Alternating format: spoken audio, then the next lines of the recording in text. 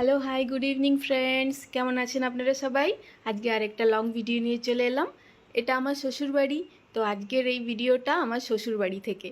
আমার শ্বশুরবাড়িতে এই ভিডিওটা করার মেইন কারণটা হচ্ছে যে বাড়ির গেটের ভেতরে জায়গাটাতে কত সুন্দর করে গার্ডেন করেছে।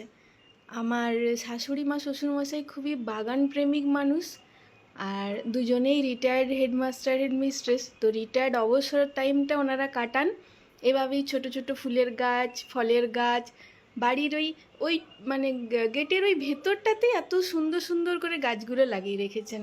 এখানে দেখুন না, গোলাপ গাছ, গন্ধরাজ গাছ, তুলসী গাছ, অনেক রকম পাতাবাহারের গাছ, লেবু গাছ। ওনারা অবসর টাইমে এই গাছগুলোকে, আর আমার শাশুড়ি মার হাতে ভীষণ ভালো গাছ হয়, জবা ফুল আর অ্যালোভেরা সমস্ত কিছু আছে, গন্ধরাজ গাছ। আর মেন আরেকটা কারণের জন্য আমি এই ভিডিওটা করছি, সেটা হচ্ছে এই যে কাঁঠাল গাছটা, এটা একটা ফুলের গাছ, ওপর পর্যন্ত লতানো, খুব সুন্দর গন্ধ একটা ফুল। আর এইটা হচ্ছে কাঁঠাল গাছটা, এই কাঁঠাল গাছেই একটা বড় কাঁঠাল হয়েছিল। তো কাঁঠালটা পাড়া হয়ে গিয়েছে। তো কাঁঠালটা আমি খাজা কাঁঠাল, তো ভাবলাম সেই জন্য এটা শেয়ার করি। আর এই যে গাছটা দেখছেন, অনেকেই জানেন রঘুনাথ বাড়ির মেলা। তো রঘুনাথ বাড়ির মেলা থেকে আমার বাবা আমার শ্বশুরমশাইকে গিফট করেছিলেন এই গাছটা। এই গাছটা আজ থেকে প্রায় 12 বছর আগের গাছ, এখনও ফল দিচ্ছে।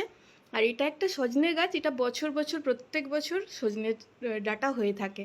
এই যে সেই কাঁঠালটা, এত বড় কাঁঠাল, ওইটুকু গাছে এত বড় কাঁঠাল। আর এই দেখুন পুরো খাজা আর মিষ্টি কাঁঠাল একবারে। তাই ভাবলাম আপনাদের সাথে একটু শেয়ার করি। অনেক অনেক অনেক ধন্যবাদ আমার ভিডিও দেখার জন্য। ভালো লাগলে লাইক কমেন্ট করবেন। Thank you for watching.